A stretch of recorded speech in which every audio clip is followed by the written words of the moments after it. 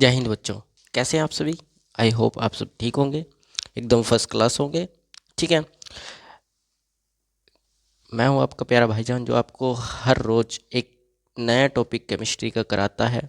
ठीक है, और आज भी हम एक नए टॉपिक के ऊपर बात करेंगे जिसको हम कहते हैं रिवर्स ऑस्मोसिस। कल हमने ऑस्मोसिस की एक बारे में पढ़ा था। ठीक है, किसके बारे में पढ़ा था? ऑस्मोसिस के बारे में। और आज हम उसी को रिवर्स कर कर पढ़ेंगे कि रिवर्स ऑस्मोसिस होता क्या है, क्यों होता है, किस कारण होता है, ये पढ़ेंगे। ठीक है, तो थोड़ा सा हम आपको ऑस्मोसिस प्रेशर के बारे में बता देते हैं कि ऑस्मोसिस प्रेशर होता क्या है। ठीक है, ऑस्मोसिस क्या होता है? दरअसल जब भी कोई सॉल्वेंट, प्योर सॉल्वेंट कम कंसंट्रेशन से ज़्यादा कंसंट्रेशन की तरफ जाता है तो वहाँ पर एक प्रेशर क्रिएट होता है जिसको हम बोलते हैं ऑस्मोसिस। ठीक है, जो सॉल्वेंट के कण हैं वो कम कंसंट्रेशन से ज़्यादा कंसंट्रेशन की तरफ भागेंगे। कहाँ की तरफ? ज़्यादा कंसंट्रेशन की तरफ भागेंगे। ठीक है, जिस कारण क्या होगा, जो वो सॉल्वेंट के कण है वो किसके द्वारा, एक बीच में एक चीज़ लगाई जाती है जिसको कहते हैं हम सेमी परमेबल मेम्ब्रेन। ठीक है, जिसको हम शॉर्ट फॉर्म में बोलते हैं एसपीएम। क्या बोलते हैं? एसपीएम बोलते हैं, जिसको हम शॉर्ट फॉर्म में एसपीएम बोलते हैं।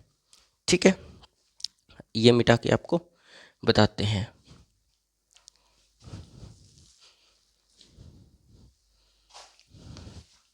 देखो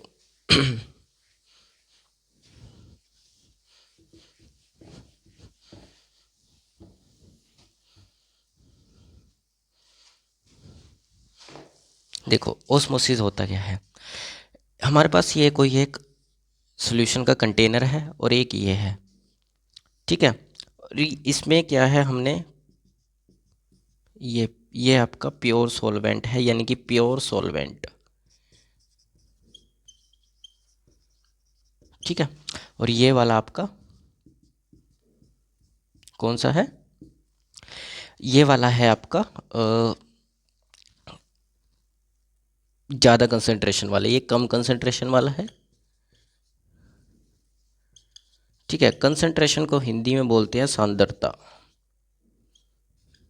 ठीक है, इसको भी यह है आपका ज़्यादा कंसंट्रेशन का, ज़्यादा कंसंट्रेशन वाला सॉल्यूशन है। ये क्या है? सॉल्यूशन है। इसके बीच में एक ट्यूब लगाई जाती है जिसको हम सेमी परमेबल मेम्ब्रेन बोलते हैं। क्या लगाई जाती है? Semi permeable membrane. ये कुछ ऐसी होगी, वो कुछ ऐसे टाइप की।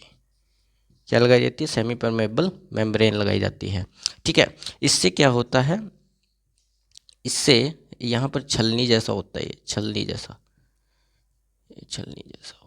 ठीक है, इससे क्या होगा, ये वाले जो सॉल्वेंट है, ये वाला जो प्योर सॉल्वेंट है, इसके कण किसकी तरफ जाना शुरू कर देंगे? इसकी तरफ जाना शुरू कर देंगे, इस तरफ धीरे धीरे कर कर जाना शुरू कर देंगे। और यहाँ पर ये जो है, यहाँ पर एक प्रेशर क्रिएट होना शुरू हो जाएगा जिसको हम बोलते हैं ओस्मोसिस। क्या बोलते हैं? ओस्मोसिस बोलते हैं। क्या बोलते हैं? ओस्मोसिस बोलते हैं।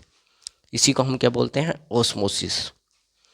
ठीक है, इसी को क्या बोलते हैं? ओस्मोसिस बोलते हैं। अब रिवर्स का मतलब क्या होता है? रिवर्स का मतलब होता है कि जहाँ पर यहाँ पर क्या क्रिएट हुआ है, ओस्मोसिस प्रेशर क्रिएट हुआ है, ओस्मोसिस प्रेशर। ठीक है, अब ओस्मोसिस प्रेशर क्रिएट हो रहा है, हो रहा है, हो रहा है, हो रहा है। ठीक है, अब क्या होगा कि हम इस फ्लो को रोकने के लिए यहाँ पर ओस्मोटिक प्रेशर लगाएंगे, बाहरी कोई प्रेशर लगाएंगे। ठीक है, बाहरी क्या करेंगे? एक प्रेशर लगाएंगे। ठीक है, बाहरी प्रेशर जब ज़्यादा होगा, अगर प्रेशर इसके बराबर है, तब तो ये क्या होगा, ये सॉल्यूशन रुक जाएगा, यानी कि इधर से इधर जाना बंद कर देगा, इधर से इधर जाना बंद कर देगा। लेकिन लेकिन लेकिन लेकिन एक प्रॉब्लम होगी। अब ये जिस टाइम जाना बंद कर देगा, रुक जाएगा, तो यहाँ पर क्या क्रिएट हो गया? इक्विलिब्रियम क्रिएट हो गया। क्या क्रिएट हो गया? इक्विलिब्रियम। ठीक है, क्या क्रिएट हुआ? इक्विलिब्रियम क्रिएट हुआ। लेकिन अब हम अगर बराबर वाले में क्या होगा, बराबर वाले में तो ये क्या हो जाएगा, इक्विलिब्रियम पे चला जाएगा। लेकिन हम इसके अंदर अगर ऑस्मोसिस प्रेशर से ज़्यादा प्रेशर लगा दें, ऑस्मोसिस प्रेशर से ज़्यादा प्रेशर लगा दें, तब क्या होगा, तब यहाँ पर क्या होगा, ऑस्मोसिस प्रेशर से ज़्यादा बाहरी प्रेशर लगा दें, बाहरी प्रेशर लगा दें, तब क्या होगा, यहाँ पर ये जो फ्लोएशन है यहाँ से इस तरफ जाने का, यहाँ से इस तरफ जाने का, अब क्या हो रहा है, कम कंसंट्रेशन से ज़्यादा कंसंट्रेशन की तरफ जा रहा है, सॉल्वेंट कम कंसंट्रेशन से ज़्यादा कंसंट्रेशन की तरफ जा रहा है। ठीक है, अब ज़्यादा कंसंट्रेशन की तरफ जा रहा है और धीरे धीरे कण जा रहे हैं उस तरफ। लेकिन एक, अब हमने क्या कर दिया, बाहरी प्रेशर ज़्यादा लगा दिया है, बहुत ज़्यादा लगा दिया, किससे, ऑस्मोसिस प्रेशर से ज़्यादा लगा दिया। अब ज़्यादा प्रेशर लगाया है तो ये मूवमेंट जो है ना, ये जो मूवमेंट इस तरफ जा रही है, ये मूवमेंट क्या होगी, वापस डाइवर्ट हो जाएगी। अब मूवमेंट में क्या होगा, अब ज़्यादा कंसंट्रेशन वाले कम कंसंट्रेशन की तरफ जाना शुरू कर देंगे। इसमें से क्या होगा, ज़्यादा कंसंट्रेशन वाले कण कम कंसंट्रेशन की तरफ जाना शुरू कर देगा। और आप जानते हो ये जो सेमी परमेबल मेम्ब्रेन है, ये जो सेमी परमेबल मेम्ब्रेन है, ये सोल्यूट को पार होने नहीं देती। किसको पार होने देती है, सिर्फ सॉल्वेंट को पार होने देती है। किसको पार होने देती है, सिर्फ सॉल्वेंट को। तो सॉल्वेंट को पार होने देगी तो यहाँ पर क्या बचेंगे, सिर्फ सोल्यूट बचेंगे। तो इसी को बोलते हैं हम रिवर्स ऑस्मोसिस। सिंपल है, कोई बड़ी बात नहीं है इसमें। ठीक है, यहाँ से क्या होगा, देखो दोबारा एक बार समझा देते हैं। हमने आपको पहले बताया ओस्मोसिस प्रेशर क्या होता है। ओस्मोसिस प्रेशर हम कल की क्लास में भी कर चुके हैं। देखो ओस्मोसिस प्रेशर में क्या होगा, जब दो सोल्यूशन लिए आपने, एक ज़्यादा कंसंट्रेशन वाला, एक कम कंसंट्रेशन वाला, ये कम ज़्यादा वाला है, ये कम वाला है। अब क्या होगा, ये कम कंसंट्रेशन की तरफ जाना शुरू करेगा, कम कंसंट्रेशन की तरफ, सॉरी ज़्यादा कंसंट्रेशन की तरफ जाना शुरू करेगा, कम से सॉल्वेंट कहाँ की तरफ जाना शुरू करेगा, ज़्यादा कंसंट्रेशन की तरफ जाना शुरू करेगा, बाय थ्रू अ एसपीएम, यानी कि सेमी परमेबल मेम्ब्रेन के थ्रू ये जाना शुरू करेगा। और सेमी परमेबल मेम्ब्रेन क्या करती है, सेमी परमेबल मेम्ब्रेन सॉल्यूट को रोक लेती है, गंदगी को रोक लेती है। लेकिन ये तो प्योर है, ये तो सारा जाएगा फिर उसमें, ये कंसंट्रेशन करेगा। और ये करता क्यों है, ये भी मैंने आपको बताया था, करता क्यों है ये भी बताया था। इसलिए करता है क्योंकि जो हमारी प्रकृति है, नेचर जो है, नेचर क्या चाहता है, बैलेंस चाहता है। क्या चाहता है, बैलेंस चाहता है। इसीलिए ये सॉल्वेंट को किसकी तरफ भेजता है, ज़्यादा कंसंट्रेशन की तरफ भेजता है, कम कंसंट्रेशन से ज़्यादा कंसंट्रेशन की तरफ भेजता है। अब धीरे धीरे क्या हुआ, ओस्मोसिस प्रेशर मैंने आपको बताया था कल, जब बराबर लगा देते, अगर ओस्मोसिस प्रेशर के बराबर हम कोई चीज़ लगा दें, ठीक है, बाहरी प्रेशर अगर ओस्मोसिस प्रेशर के बराबर लगा दें तो यहाँ पर इक्विलिब्रियम क्रिएट हो जाएगा। क्या क्रिएट हो जाएगा, इक्विलिब्रियम। लेकिन अगर हम उससे ज़्यादा लगा दें, अगर हम भारी प्रेशर ओस्मोसिस प्रेशर से ज़्यादा लगा दें, जो इस सॉल्यूशंस का प्रेशर ये क्रिएट हुआ है ना, इस प्रेशर से ज़्यादा कोई बाहरी प्रेशर लगा दे तो उसी को बोलते हैं हम। उसमें क्या होगा कि ये जो फ्लोएशन है, अब कम कंसंट्रेशन से ज़्यादा कंसंट्रेशन की तरफ भाग रहा था, कम कंसंट्रेशन से ज़्यादा कंसंट्रेशन की तरफ भाग रहा था।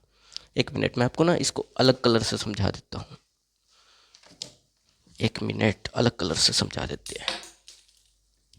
चलिए मैं आपको अलग कंसंट्रेशन, अलग मार्कर से समझा देते हैं।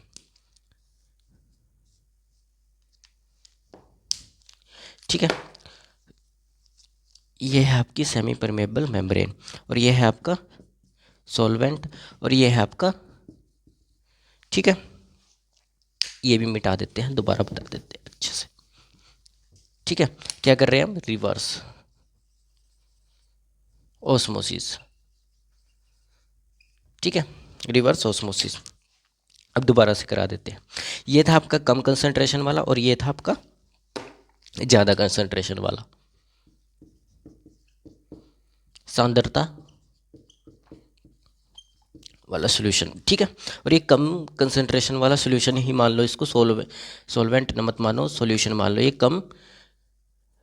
ये कम कंसंट्रेशन वाला, ये ज़्यादा कंसंट्रेशन वाला। अब क्या होगा, मैंने आपको बताया ओस्मोसिस के अंदर तो ये चीज़ होती है कि यहाँ से प्योर सॉल्वेंट, यहाँ से सॉल्वेंट क्या करेगा, इस तरफ जाना शुरू करेगा, इस तरफ जाना शुरू करेगा धीरे धीरे, इस तरफ कम से ज़्यादा की तरफ, कम से ज़्यादा की तरफ।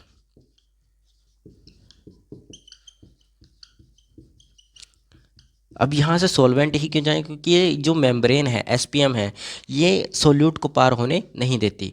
ये किस में होता है, ओस्मोसिस में होता है, ठीक है। लेकिन रिवर्स में क्या होगा, तो यहाँ पर क्या क्रिएट होगा, ओस्मोसिस क्रिएट होगा। अब इसी सॉल्यूशन को क्या बोलते हैं, इसी सॉल्यूशन को बोलते हैं हम ओस्मोसिस। लेकिन रिवर्स में क्या होगा, रिवर्स में, अब रिवर्स का भी बता देते हैं आपको अलग अलग कलर से, ये मिटा दे। अब क्या हो रहा था, यहाँ से इस तरफ जा रहा था कौन सा, ओस्मोसिस, ठीक है।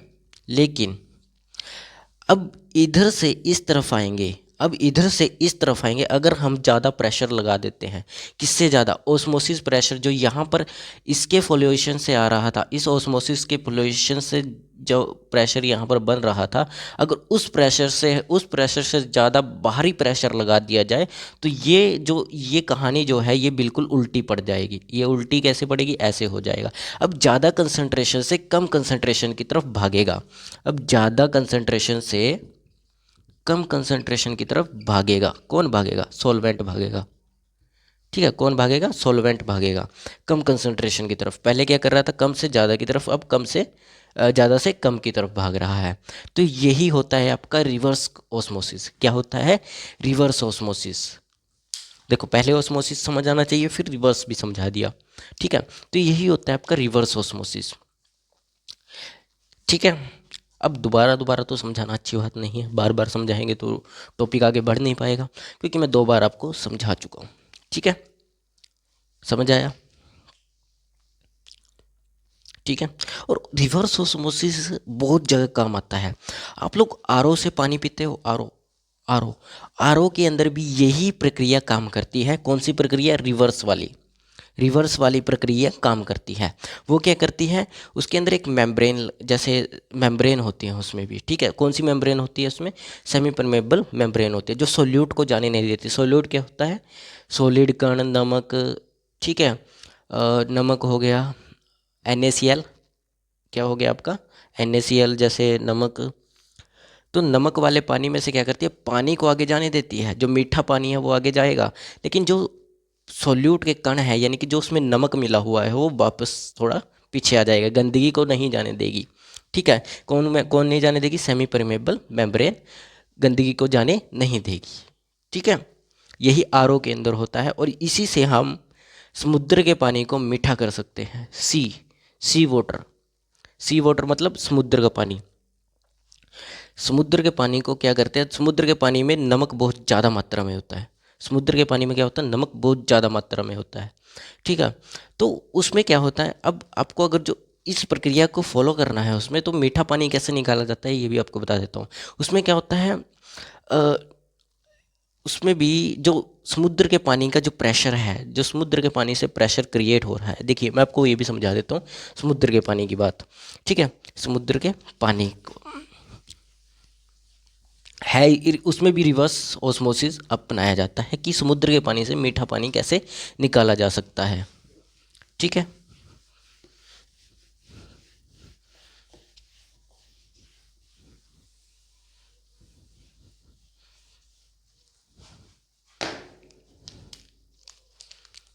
ठीक है, अब बड़े बड़े साइज में ले लेते हैं समझाने के लिए,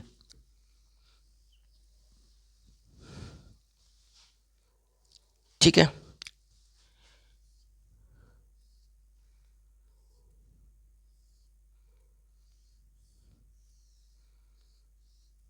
ठीक है, ऐसी कोई मेम्ब्रेन ले लेते हैं, सेमी परमेबल मेम्ब्रेन, ठीक है। इस तरफ हम भर देते हैं सी वाटर, क्या भर देते हैं, सी वाटर। इस तरफ हमने भर दिया सी वाटर, ठीक है। क्या भरा, सी वाटर भर दिया। और इस तरफ हम भर देते हैं प्योर, प्योर वाटर, प्योर पानी, ठीक है। प्योर भर देते हैं, साफ, बिल्कुल साफ पानी। अब आप बताओ ओस्मोसिस के हिसाब से, ओस्मोसिस के हिसाब से क्या फ्लोएशन होगी, ओस्मोसिस के हिसाब से क्या फ्लोवेशन होगी, ठीक है, ओस्मोसिस के हिसाब से क्या फ्लोवेशन होगी, ठीक है, ओस्मोसिस के हिसाब से क्या फ्लोवेशन होगी, ओस्मोसिस के हिसाब से क्या फ्लोवेशन होगी कि मैं आपको लिख भी देता हूँ इसमें, ये सी वाटर है, ठीक है, ये प्योर वाटर है, साफ पानी, ठीक है, मीठा पानी मतलब, ठीक है, प्योर वाटर, ये सी वाटर है, वो प्योर वाटर है। और याद रखना सी वाटर के अंदर NaCl प्लस H2O है, ठीक है, यानी कि नमक भी है, समुद्र के पानी में नमक भी है, ठीक है, और नमक भी इतना ज़्यादा कि उसका प्रेशर बहुत ज़्यादा क्रिएट हो रहा है, यहाँ पर प्रेशर भी बहुत ज़्यादा होगा। अब क्या होगा कि आपको पता है इसकी कंसंट्रेशन ज़्यादा होगी, इसकी कंसंट्रेशन ज़्यादा होगी, कंसंट्रेशन ज़्यादा होगी, ज़्यादा कंसंट्रेशन होगी, क्योंकि यह प्योर वाटर है। और ये क्या है, ये सिर्फ सिंपल वाटर है, ये क्या है, सिंपल वाटर है, सॉरी सी वाटर, सी वाटर मतलब इसकी कंसंट्रेशन कम होगी, क्योंकि आपको खुद पता है कि जो समुद्र होता है उसमें ज़्यादा नमक होता है, उसके पानी में ज़्यादा नमक होता है, एज तो इसकी कंपैरिजन में इसमें नमक ज़्यादा होता है, ठीक है, इसलिए इसके अंदर सोल्यूट ज़्यादा पाया जाएगा, सॉल्वेंट कम। लेकिन यहाँ पर क्या होगा, यहाँ पर ज़्यादा कंसंट्रेशन इसलिए है क्योंकि ये प्योर सॉल्वेंट है, कोई अलग चीज़ इसमें मिलाई नहीं गई, साफ पानी है। लेकिन ये क्या है, इसके अंदर नमक भी है और पानी भी है, तो दोनों है, यानी कि इसमें कम कंसंट्रेशन है। क्या कम कंसंट्रेशन है, कम कंसंट्रेशन। अब ऑस्मोसिस के हिसाब से तो ये होना चाहिए कि यहाँ से कण इस तरफ जाने चाहिए, यहाँ से कण इस तरफ जाने चाहिए, ठीक है, यहाँ से कण इस तरफ जाने चाहिए, ठीक है, यहाँ से कण इस तरफ जाने चाहिए। लेकिन अब यहाँ पर क्रिएट हो गया ओस्मोसिस, क्या क्रिएट हो गया, ओस्मोसिस, ठीक है। अब क्या होगा, ये धीरे धीरे ऐसे जाता रहेगा, जाता रहेगा। यार ऐसा कैसे करेंगे हम, इसमें से पानी कैसे निकाल सकते हैं, ज़्यादा कंसंट्रेशन की तरफ भागेगा, ठीक है। लेकिन अब क्या करें, अब इसमें एक चीज़ की आपने, बाहर से आपने ओस्मोसिस से ज़्यादा प्रेशर लगाया, ओस्मोसिस से ज़्यादा प्रेशर, क्योंकि आपको पता है इसके अंदर प्रेशर ज़्यादा होगा, इसके अंदर प्रेशर ज़्यादा क्रिएट होगा। क्यों क्यों क्यों क्यों क्रिएट होगा, क्योंकि इसमें NaCl ज़्यादा है, ठीक है, इसमें प्रेशर ज़्यादा क्रिएट होगा, तो ओस्मोसिस से ज़्यादा आपने प्रेशर लगाया। अब क्या हुआ, अब क्या होगा, अब मूवमेंट उल्टी पड़ जाएगी, अब मूवमेंट उल्टी पड़ जाएगी। अब क्या होगा, साफ़ पानी, ये जो साफ़ पानी है प्योर वाटर, ये किसकी तरफ जाना शुरू करेगा, इसकी तरफ जाना शुरू करेगा। तो यहाँ पर क्या क्रिएट होगा, रिवर्स ऑस्मोसिस क्रिएट होगा।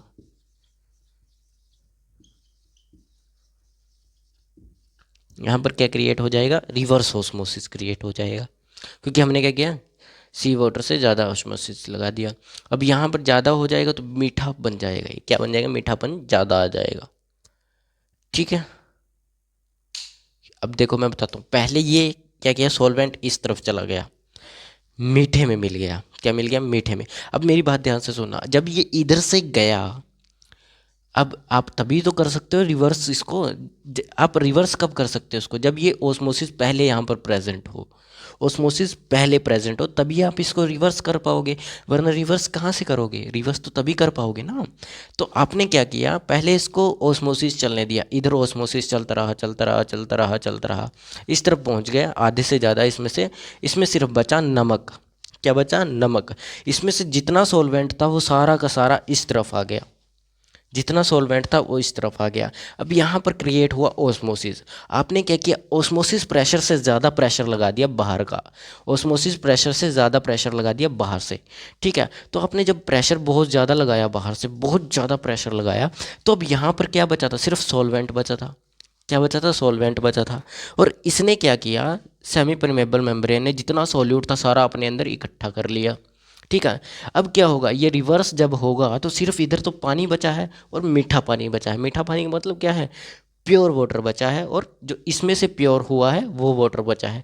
तो यहाँ पर सिंपल वाटर बचा होगा अब, क्योंकि सॉल्वेंट ही रह गया, क्योंकि सॉल्यूट तो इसने रोक लिया।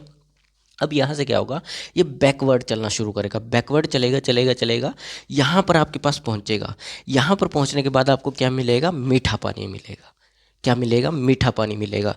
इसी तरीके से प्योरीफाई काम करता है, आरओ जो है वो भी इसी तरीके से काम करता है, ठीक है। लेकिन आरओ के अंदर छोटी मेम्ब्रेन्स पाई जाती हैं, लेकिन जो समुद्र के पानी के अंदर होती है, समुद्र के पानी को मीठा करने के लिए यूज़ की जाती है, वो बड़ी मेम्ब्रेन्स होती हैं। क्या होती है, बड़ी मेम्ब्रेन्स। क्योंकि जो आपके घरों में जो पानी आता है, नॉर्मल पानी, प्योरीफायर वाला नहीं, नॉर्मल, उसमें NaCl की मात्रा बहुत कम होती है, बहुत ही कम, यानी कि लाइक 0.9% के आसपास उसके अंदर NaCl की मात्रा होती है। कितनी होती है, 0.9%, जो नॉर्मल पानी आपके घरों में आता है, मोटर से जो आता है, ठीक है। तो उसको आपकी जो प्योरीफाई आरओ की जो मेम्ब्रेन है वो आसानी से प्योरीफाई कर पाती है। लेकिन उसी प्योरीफायर आरओ के अंदर अगर आप समुद्र का पानी लेकर उसको प्योरीफायर करने लगोगे तो मेम्ब्रेन ख़राब हो जाएगी। क्या हो जाएगी, मेम्ब्रेन ख़राब हो जाएगी, क्योंकि उसकी कैपेसिटी उतनी नहीं है, ठीक है ना। क्योंकि उसके अंदर नमक की मात्रा बहुत ज़्यादा मिलेगी एज़ कम्पेयर टू आपके घर में जो नॉर्मल पानी आ रहा है, ठीक है ना। उस कारण आपकी मेम्ब्रेन वो ख़राब हो जाएगी। तो ये होता है आपका रिवर्स ऑस्मोसिस। ये क्या होता है आपका रिवर्स ऑस्मोसिस। तो इसको लिखने के लिए तो मैंने कुछ लिखा ही नहीं, ठीक है, वैसे समझाया है आपको तो इसको समझ लीजिए। अगर चाहो तो मैं डेफिनेशन लिख सकता हूँ, तो डेफिनेशन भी लिख ही देते हैं, इसको मिटाकर आप इसको बनाइए, फिर मैं इसको मिटाकर डेफिनेशन भी लिख देते हैं, ठीक है। मिटा दे, चलो मिटा देते हैं।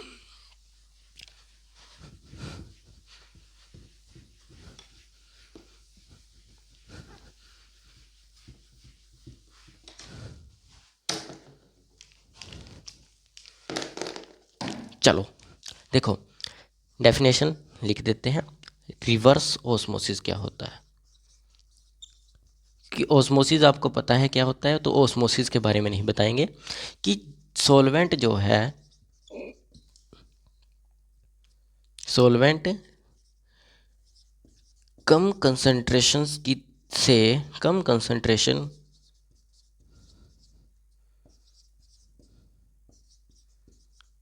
तरफ से सेमी परमेबल मेम्ब्रेन, यानी कि अर्ध कोशिकीय, ऐसे ही हिंदी में कुछ अर्ध कोशिकीय बोलते हैं इसको, semi permeable membrane, permeable membrane से होकर, ठीक है, सेमी परमेबल मेम्ब्रेन से होकर ज़्यादा कंसंट्रेशन की तरफ जाएगा। कम कंसंट्रेशन से सेमी परमेबल मेम्ब्रेन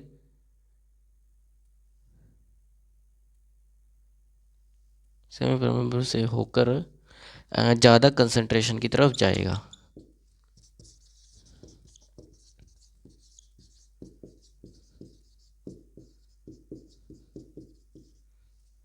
ठीक है, इसको बोलते हैं हम ओस्मोसिस। क्या बोलते हैं, ओस्मोसिस।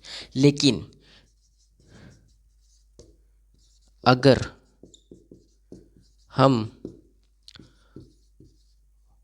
ओस्मोसिस इसी में ओस्मोसिस प्रेशर से ज़्यादा प्रेशर ज़्यादा बाहरी प्रेशर लगा दे,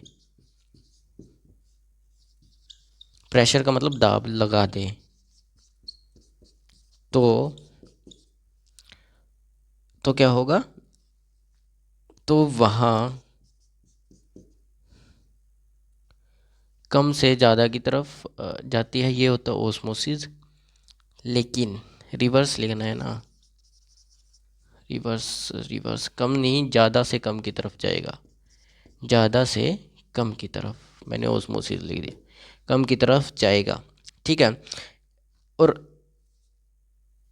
अगर हम वहाँ पर क्या कर देते हैं, ओस्मोसिस प्रेशर से ज़्यादा बाहरी प्रेशर लगा देते हैं, तो वहाँ रिवर्स ओस्मोसिस क्रिएट हो जाएगा, वहाँ फ्लोएशन रिवर्स हो जाएगा, फ्लोएशन रिवर्स हो जाएगा। That simple. ठीक है, लिखो इसको, फिर हम आगे बात करते हैं। ठीक है,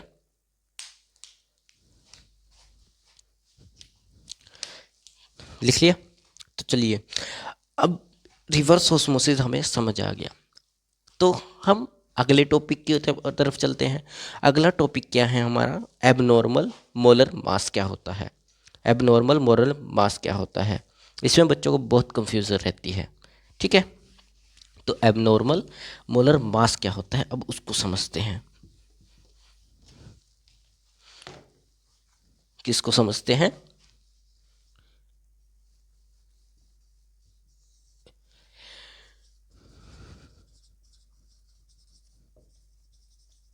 मोलर मास क्या है? ठीक है, एबनॉर्मल मोलर मास क्या है?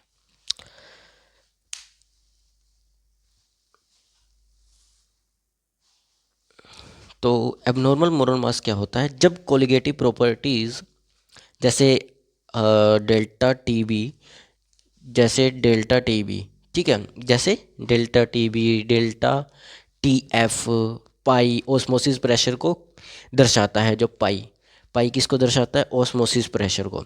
ओस्मोसिस प्रेशर को यही रिवर्स वाला दूसरा आर एल वी पी, जिसको आर एल वी पी बोलते हैं।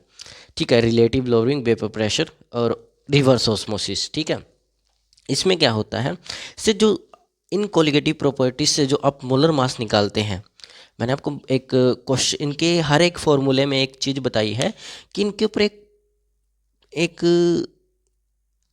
हर टाइप के क्वेश्चन में एक क्वेश्चन ऐसा पूछा जाता है जो मोलर मास से रिलेटेड हो, जिसमें आपको मोलर मास निकालना होगा। वो भी किसका मोलर मास? सॉल्वेंट का मोलर मास। किसका मोलर मास निकालना होगा? सॉल्वेंट का मोलर मास। और आपको पता है कि जो कोलिगेटिव प्रॉपर्टीज़ होती हैं वो किसके ऊपर डिपेंड करती है? कणों के ऊपर डिपेंड करती है। किसके ऊपर डिपेंड करती है? कणों के ऊपर। सॉल्यूट के कणों के ऊपर डिपेंड करती हैं कोलिगेटिव प्रॉपर्टीज़। ठीक है, इसी को कहते हैं हम कोलिगेटिव प्रॉपर्टी। मैंने आपको बताया था, स्टार्टिंग में बताया था।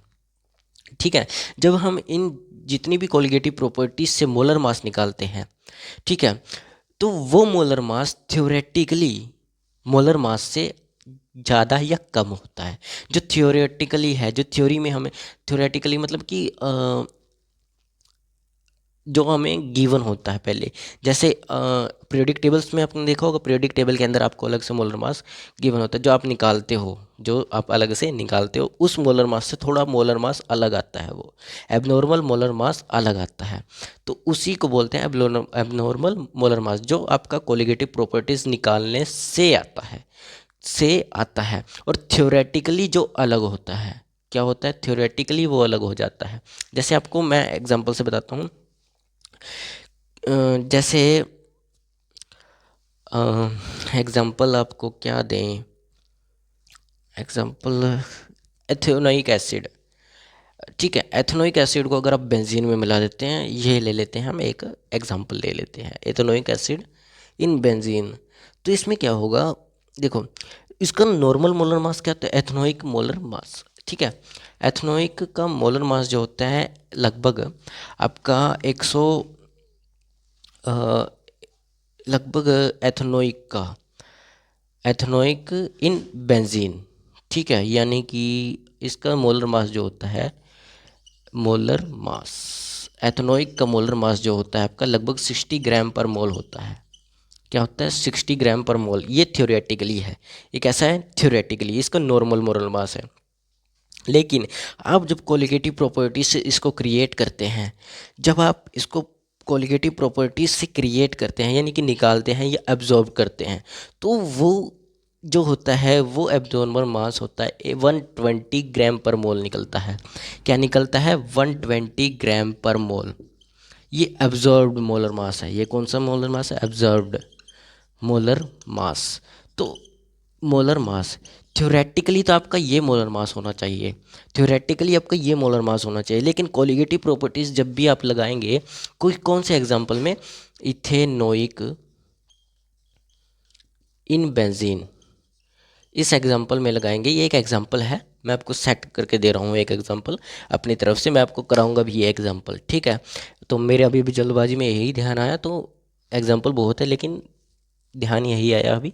तो देखो एथेनोइक इन बेंजीन, जब इसका थ्योरेटिकली देखें, अगर इसका नॉर्मल मोलर मास देखें तो इसका नॉर्मल मोलर मास होता है आपका 60 ग्राम पर मोल। लेकिन जब आप इसको एब्जॉर्ब करते हैं कैसे, या तो किसी ना किसी कोलिगेटिव प्रॉपर्टी से आप इसका क्या निकालते हो, मोलर मास निकालते हो, तो वो मोलर मास 120 या अप्रोक्स 60 से हमेशा ऊपर आएगा, ये 60 से नीचे कम आएगा।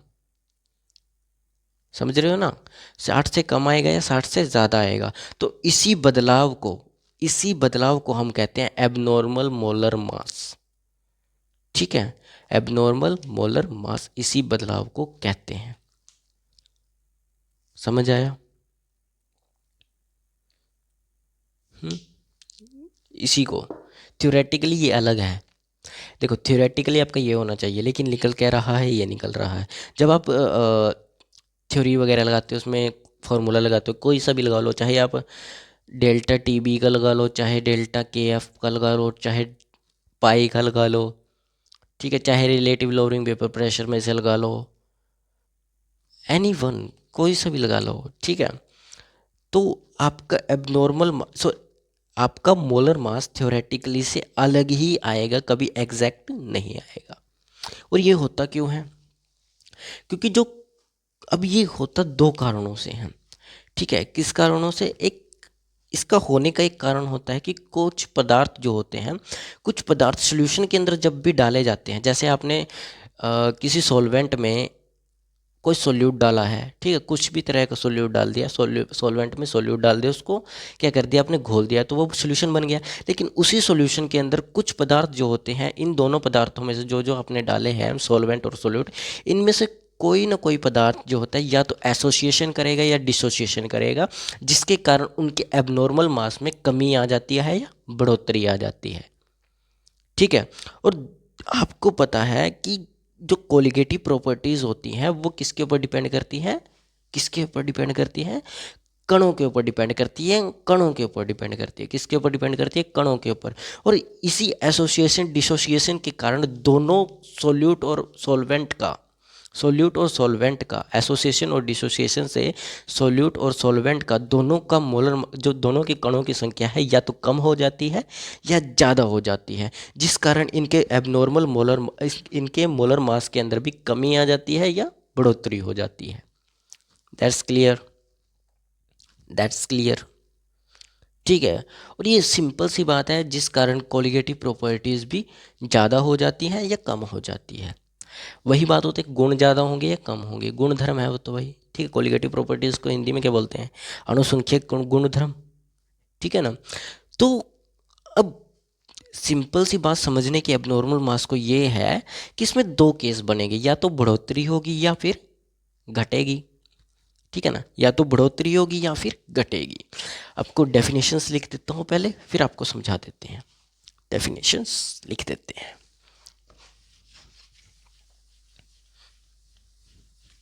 ठीक है, एबनॉर्मल मोलर मास क्या होता है? इसको कैसे लिखेंगे आप, जब आप कोलिगेटिव प्रॉपर्टी से कुछ ऐसे ही लिख देते हैं, आपको बना बना के दे देते हैं। जब किसी, ठीक है, कोलिगेटिव प्रॉपर्टी से, जैसे T delta B, T delta F, T pi हो गया, वीपी हो गया, रिवर्स वाला भी लगा लेना इसमें, ठीक है, से मोलर मास निकालते हैं, से मोलर मास निकालते हैं, वह मोलर मास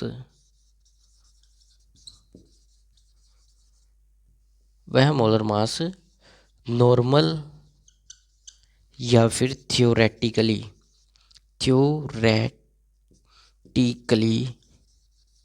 से अलग होता है। ठीक है, अलग होता है। ठीक है, और उसी अलग होने को हम क्या बोलते हैं, उसी अलग होने को हम एबनॉर्मल मोलर मास बोलते हैं। उसी को क्या बोलते हैं हम, एबनॉर्मल मोलर मास। और ये होता क्यों है, एसोसिएशन और डिसोसिएशन के कारण। क्यों होता है? क्योंकि कुछ पदार्थ सॉल्यूशन में या तो एसोसिएशन करेंगे या फिर डिसोसिएशन करेंगे। ठीक है, डिसोसिएशन करेंगे, जिसके कारण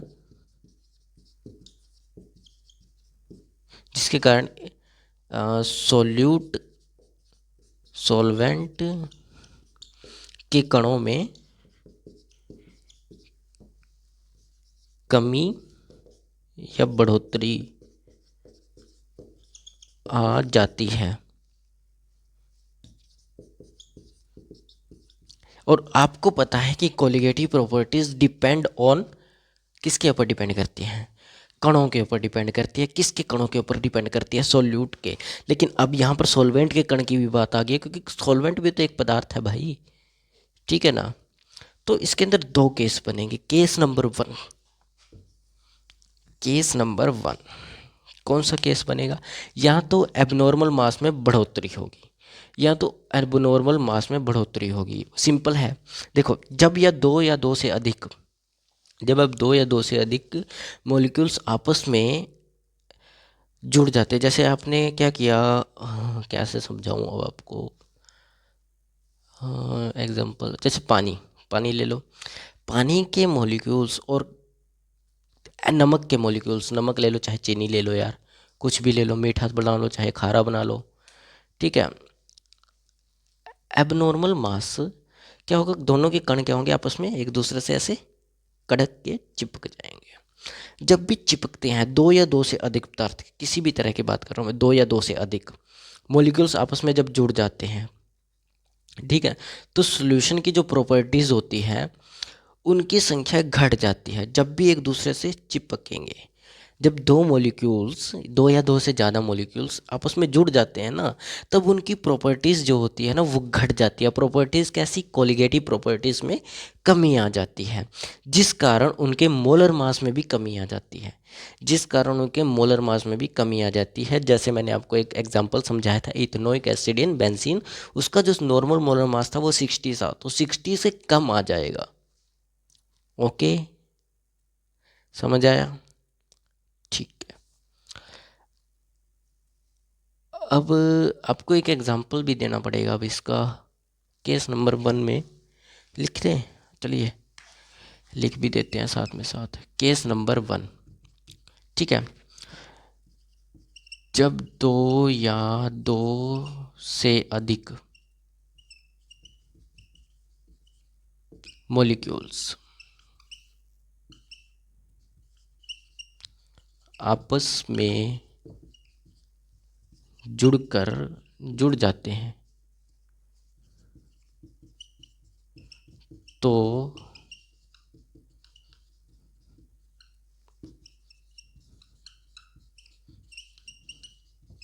घट जाती है। कोलिगेटिव प्रॉपर्टी क्या कर जाती है? घट जाती है, ठीक है, जिसके कारण उनके मोलर मास में भी कमी आ जाती है, ठीक है। और उसी मोलर मास को, कमी आने की मोलर मास को क्या बोलते हैं हम? एबनॉर्मल मोलर मास, ठीक है। इसका एग्जांपल है, अब इसका एग्जांपल सोच के देना पड़ेगा आपको। एग्जांपल क्या लें? आप ही सेट कर दो कोई एग्जांपल। मिथेनोइक या फिर, हाँ मिथेनोइक ले लो आप। मिथेनोइक एसिड, हाँ मिथेनोइक ले लो भाई। 2CHCOH इज इक्वल टू, तो इसका बनेगा क्या? CH3COOH डिवाइडेड बाय 2, यही बनेगा। हाँ, ये दो मॉलिक्यूल्स थे, आपस में जुड़कर क्या बन गए? इथेनोइक एसिड बन गए, ठीक है। अभी क्या हुआ? इनकी कोलिगेटिव प्रॉपर्टीज़ क्या हुई? गिर गई, कोलिगेटिव प्रॉपर्टीज़ घट गई, और इनके पार्टिकल्स भी घट जाएंगे। आपको पता है अगर पार्टिकल्स घटे, अब पार्टिकल्स पहले दो थे अब एक हो गया, ठीक है, दो मिलकर एक बन गए, तो पार्टिकल्स में क्या हो गई? कमी हो गई, ठीक है। पहले दो पार्टिकल्स थे अब एक पार्टिकल्स हो गया, तो कोलिगेटिव भी हो गया, ठीक है, कोलिगेटिव भी कम हो गए, ठीक है। जिसके कारण अब इसका अगर आप लोग एब्जॉर्ब करोगे मोलर मास जब भी एब्जॉर्ब करोगे वो कम ही आएगा। अब molar mass absorb molar mass normal से कम आएगा। ठीक है, और वहीं फिर क्या होगा, केस नंबर दो, केस नंबर दो में क्या होने वाला है, केस नंबर दो में होगा आपका, केस नंबर दो में, केस नंबर दो में क्या होगा, केस नंबर दो में हाँ, केस नंबर दो में क्या होगा, जब दो या दो से अधिक आयन, जब आयन टूटकर दो आयंस में बदल जाता है, जब एक आयन, यही होगा, जब एक आयन टूटकर दो आयंस में बदल जाता है, तो क्या होता है, तो कोलिगेटिव प्रॉपर्टीज बढ़ जाती है, मतलब पार्टिकल्स बढ़ जाते हैं, तो तब तो आयंस की संख्या बढ़ जाती है।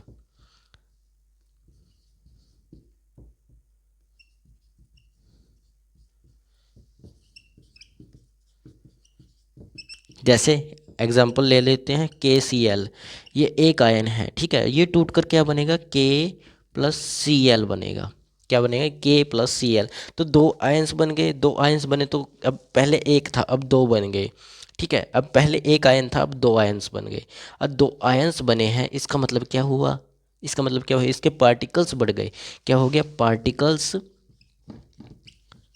बढ़ गए तो कोलिगेटिव गिर गई, ठीक है, कोलिगेटिव गिर गई, कोलिगेटिव गिरी तो इसका मोलर सॉरी कोलिगेटिव भी बढ़ गई, क्योंकि कणों के ऊपर डिपेंड करता है ना, तो कणों के ऊपर डिपेंड करेगा तो कोलिगेटिव भी बढ़ जाएगी, और अगर कोलिगेटिव बढ़ गई तो समझो इसका क्या हो गया, इसका क्या होगा फिर, इसका होगा फिर मोलर मास ज़्यादा हो जाएगा, इसका मोलर मास ज़्यादा हो जाएगा, जैसे इसका अगर एक्चुअल मोलर मास देखा जाए तो 37 अप्रोक्स 5 होता है, 37 पॉइंट अप्रोक्स 5 कुछ ऐसा ही होता है, 37.5, लेकिन अगर आप लोग इसका सॉरी 37.5 कैसे होगा, 9 KCl,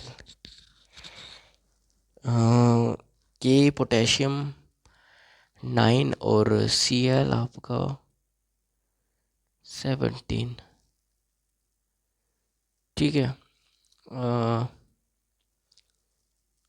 तो अगर आप देखो तो इसका 17 से ज़्यादा आना चाहिए, सॉरी 17 और 19 कितने होंगे, 17 19 होंगे आपके 28, कुछ ऐसा होना चाहिए, लेकिन इसका नॉर्मल मोलर मास से ज़्यादा आएगा, ठीक है, नॉर्मल मोलर मास से ज़्यादा आएगा, ठीक है, जिसको हम बोलेंगे एबनॉर्मल मोलर मास। तो दोनों केस समझ आ गए, तो ये थे आपके इसके दोनों केस कि क्या होता है एबनॉर्मल मोलर मास, ठीक है, क्या होता है एबनॉर्मल मोलर मास।